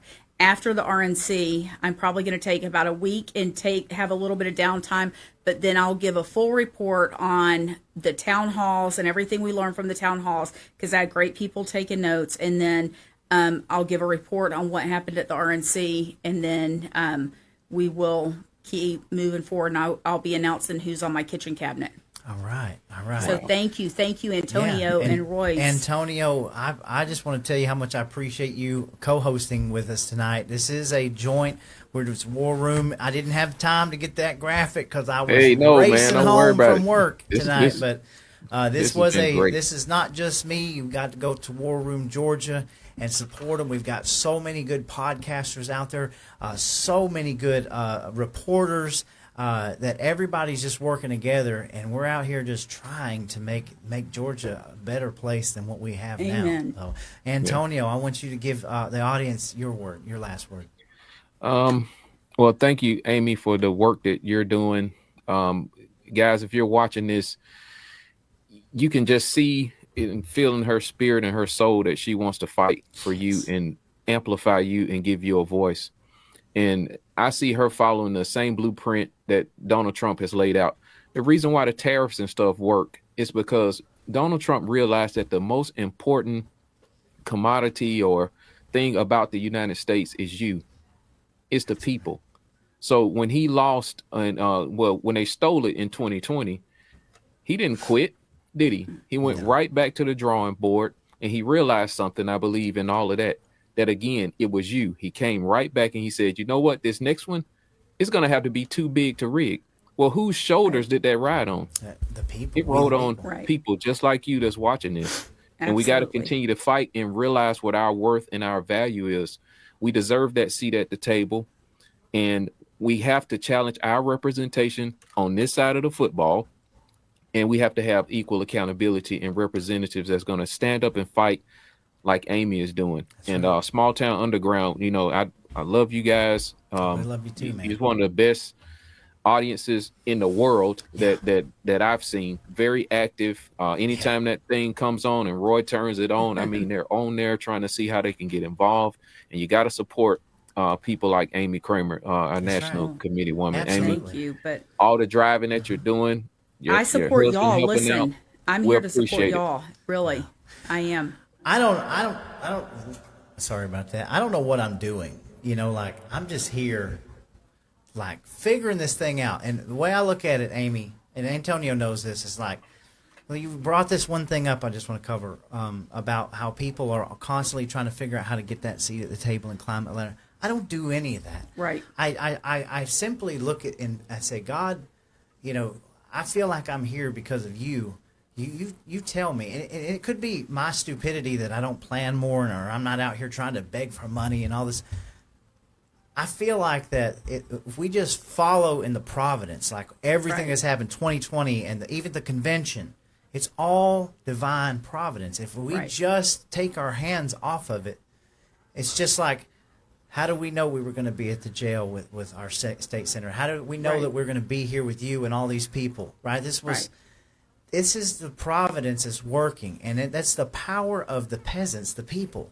Right. And that's what keeps the fuel going, like being around great people and just the idea and the connection. So, again, and you know what? If people want to call us extremists or anything, well, we're literally just want things to be right. That's on you.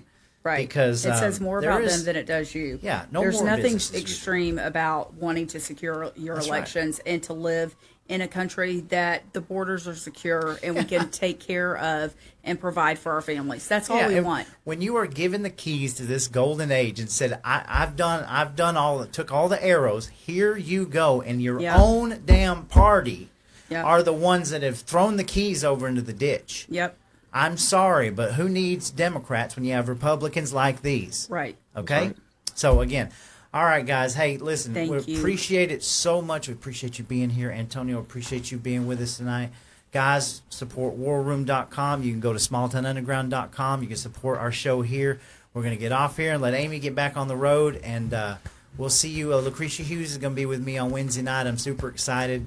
And Antonio's got some good stuff coming up Wednesday. So, again, support your local podcasters, your local news, your local Hank Sullivan's out there. Support them. And I want to say thank you both for what y'all do. I mean, you're amazing. And the fact that I was able, when I reached out to you and said, what do you think about doing a virtual town hall? You were all in, and you said, let's do it. And thank you. Thank you for doing this. I have no problem stating this to anybody. If Josh McCoon calls me tomorrow and says, I want to come on your show, bring it. Yeah, he should. Let's talk. That's the only way we move forward, is to communicate and figure this out. We're not going away.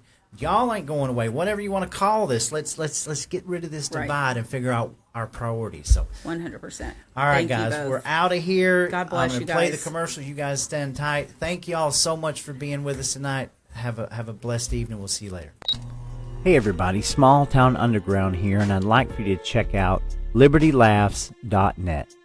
This is a website that supports grassroots patriots, and it has all kinds of stuff in it, like rings, coins, t-shirts, tank tops, both in men's and women's sizes, different sort of accessories, even patriotic stuff, like look at these sneakers, Don't Tread on Me sneakers. Those are pretty cool. And door knockers, and look, they even have a Trump phone case, which is really, really cool. So anytime you go to this site, you're actually supporting the grassroots patriot community. So I hope you guys will go to check out libertylaughs.net and see what they have to offer.